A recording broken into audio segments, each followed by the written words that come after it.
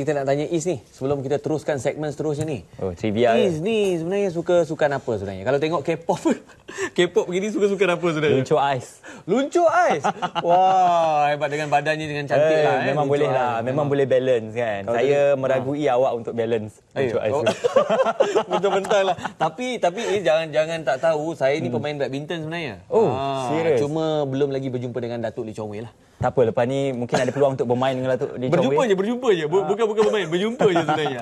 Kita nak cakap tentang sukan C ni sebenarnya. Jadi sukan C tinggal 40 hari lagi. Jadi kita ingin berbicara kali ini, kalau sebelum ni banyak sukan lain kita dah sentuh. Kali ini kita nak berbicara tentang kriket.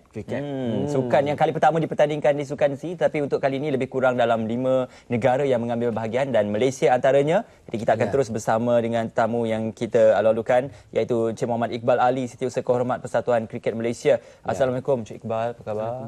Alhamdulillah ya. Alhamdulillah. Macam mana persiapan pasukan kriket untuk Sukan C? Ya. Okey, semua okey. Diorang dah start training dah lama dah, dekat lebih pada 18 months lah kot. So ni the final phase lah ni. This last 40 days ni memang all out lah. Oh, okey.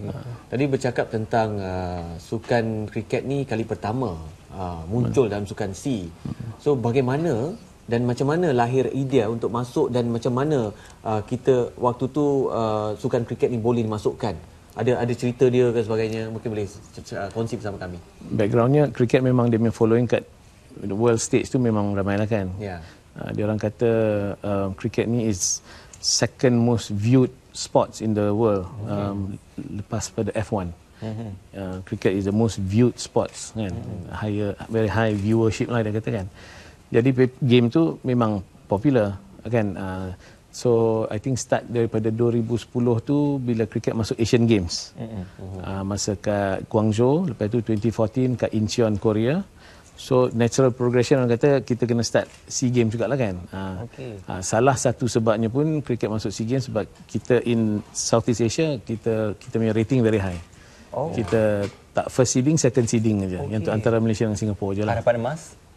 InsyaAllah kita punya target dengan Kementerian Belia dan Sukan 2 golds, 1 silver, insyaAllah. Okey, insyaAllah. Jadi melihatkan kepada pencapaian Malaysia di peringkat antarabangsa, di manakah negara Malaysia di peringkat antarabangsa? Kita world ranking kita nombor 26. Kat Southeast Asia we are actually 1 or 2 lah. Sebab baru ni ada World Cricket League. We lost out to Singapore. Tapi Singapore in that team tu dia orang ada banyak pemain import. Malaysia is one of the countries yang ICC, International Cricket Council, cukup respect kita sebab kita insist on homegrown players. So budak-budak kita semua budak Melayu, budak Malaysia lah, budak orang-orang Malaysia lah. So in fact Singapore punya team yang hari tu punya World League tu, out of that 14 players, 5 je yang dapat play in the SEA Games. So dia orang memang banyak import players. So kita punya chances of getting gold insyaAllah on the high side lah. Tuan, bercakap tentang persiapan. Mungkin setiap sukan itu mempunyai strategi ataupun persiapan yang berbeza. Kalau kriket sini macam mana? Mungkin dari segi kata orang tu aggressiveness dia berbeza ke berbanding dengan sukan lain ke, macam mana? Dari segi persiapan untuk waktu berlatih tu macam mana? Kriket orang punya perception game tu slow kan. Tapi cricket dia dah develop, dia dah progress. Now macam bola jadi futsal. Samalah cricket pun dia punya progression towards very aggressive, fast pace lah orang kata kan. For the SEA Games kita ada 2 format. Kita main 50 overs dengan T20. T20 tu yang macam hangatlah, yang macam laju lah, macam futsal kan. Bola laju sangat kan. T20 is also a very quick game as far as cricket is concerned lah, laju. So dia punya preparation, you're right, dia two different approaches lah. Dia punya pendekatan tu lain. For 50 overs tu dia not so aggressive, T20 tu very aggressive lah. Dia punya approach memang lain. Dari segi teknik, dari segi skill set tu lain. Kalau kita lihat antara negara yang mendominasi sukan kriket ni, kebanyakannya juga datang dari negara Asia, India, Pakistan dan sebagainya. Jadi adakah untuk persiapan sukan C dan sukan-sukan di peringkat Asia dan antarabangsa, pasukan negara kita turut mengambil kepakaran kejurulatihan ataupun kita kata perlawanan persahabatan dengan negara-negara seperti ini? Good question. For men, kita punya chief coach is from Pakistan. Dia pernah main Pakistan A dulu. And kita punya women's team Sri Lankan A, also coach from Sri Lanka. And in fact, kita punya last phase ni, the boys ada sparring matches lah. That means dia spar dengan Sri Lanka punya Sri Lankan Army punya team, which is a high rated team in Sri Lanka punya league lah, Sri Lankan Army. So they will be sparring with Malaysia lah. This next 40 days ni, we will have a series of matches with them. For the women, we have a tri-series antara Thailand, Tanzania dengan Malaysia. The last ni untuk last phase lah. Okey, kira macam pemanas badan sebelum hari yang sebenar lah. Kita main training memanglah ada mental training, ada we do a lot of things lah. Classroom training pun kita ada. Classroom benda-benda about team building, macam-macam lah. We've gone through all that lah for both men and women's team lah. Jadi melihat kepada prestasi sukan kriket negara sekarang ni, di mana tuan melihat sukan kriket negara pada mungkin 5 tahun akan datang?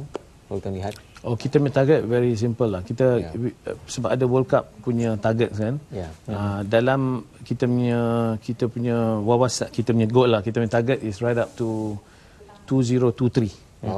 So this is about 6 years from now lah. Kita punya for this tournament kita nak achieve yang ni, this tournament. Ultimately 2023 tu kita punya target is into the World Cup lah. InsyaAllah. Dari segi pembangunan bakat dalam sukan kriket sendiri, ada beberapa sekolah yang sebenarnya sudah dikenal pasti oleh kementerian sebagai sekolah fokus contohnya sukan kriket kan, seperti di Seremban ada banyak sekolah dan sebagainya. Adakah penglibatan sukan C kali ini juga melibatkan bakat-bakat yang dilahirkan daripada projek-projek sukan? Oh yes. Kita ada banyak development partners kan. Our main players datang from Bukit Jalil, sekolah sukan Bukit Jalil kan. And then we have banyaklah development partners, club from Royal Selangor Club, Penang Sports Club, kita ada klub kriket Melayu, ada all around in Malaysia lah. Semua talent daripada talent tu. And now pula next year, alhamdulillah, after berbulan-bulan, bertahun-tahun ni lobby, kriket dah masuk dalam Sukan Malaysia, SUKMA tahun depan. SUKMA Perak 2018. So kita dapat keputusan tu about 2 months, 3 months ago, yang kata finally cricket dalam SUKMA tahulah semua under 21 kan. Jadi kita nanti cungkil lah sebanyak-banyak lagi bakat into the national pool lah. Because when we get all these players daripada all these other states kan, makin lama kita nanti put them into the national pool. Dan lagi banyak lah talent dia kan. Zaman dulu during my time, dalam national pool tu je ada 20 orang je. Kan sekarang ada 70, 80, 100, 200 kan. So makin now that dah ada dalam SUKMA, lagilah banyak players nanti keluar daripada negeri-negeri lah. Betul. So the future insya-Allah nampak very bright lah. Insya-Allah. Bagi generasi baru yang baru ingin mengenali sukan kriket, apakah nasihat tuan untuk mereka mungkin meminati, kita cuba untuk menarik mereka, apakah nasihat tuan untuk itu macam tu? Cricket ni dia unik sikit lah. Dia very character developing tu. Dia macam banyak berfikir in that game. Dia very tactical lah main game tu. Dia kan. macam main chess lah kot. Dia lebih kurang macam tu. Memang betul. Dia kena ingat, dia kena think forward a bit, 2-3 steps ahead kan. Dia macam tu satu. Tapi dulu game cricket ni macam orang kata elitist punya game. Orang yang from sekolah-sekolah yang ternama kan. But now it's not that anymore. Kita ada big group yang current nation players ni yang datang daripada Gemencih, Felda. Kan? So all these players, pockets of players coming from merata Malaysia lah kan. Dari segi karakter tu memang cantik lah kan. Dari segi kalau kita nak main tu, kita nak ada target kan. Bukan saja nak suka-suka main kan. Kita nak target nak main the World Cup and all that. So kita punya plan up to 2023 tu dah ada. Just a matter of you taking part in the national punya program, insyaAllah. Dalam 6 tahun, 8 tahun, 10 tahun, you will be there lah. InsyaAllah nama kita akan bukan saja di peringkat ASEAN tetapi juga di peringkat Asia dan juga peringkat dunia. Terima kasih Tuan Iqbal Ali kerana bersama kita. InsyaAllah kita juara. Sasarannya 1 pingat emas, 1 perak. 2 pingat emas. 2 pingat emas. 2 pingat emas. So kedua-duanya 1 perak. 2 gol, 1 perak. Okay, InsyaAllah. 3. We will need the rakyat Malaysia support lah. Ya, Kita main padang kat Kinara kan. So datang bagi support bila Malaysia main. Okey, jualan tiket sudah pun bermula. Jadi apa lagi kita sokong? Jadi rakyat Malaysia jangan tak sokong sukan kriket dan sukan-sukan lain untuk sukan C nanti. Jadi itu saja daripada kami dari sukan kriket sebenarnya. Kita akan teruskan dengan segmen seterusnya Rumah Terbuka selepas ini. Okey, nak pergi lepas ni tengah hari, jom kita saksikan apa yang menariknya dalam pengisian Rumah Terbuka dan juga apa yang disediakan untuk anda. Ya. Saksikan.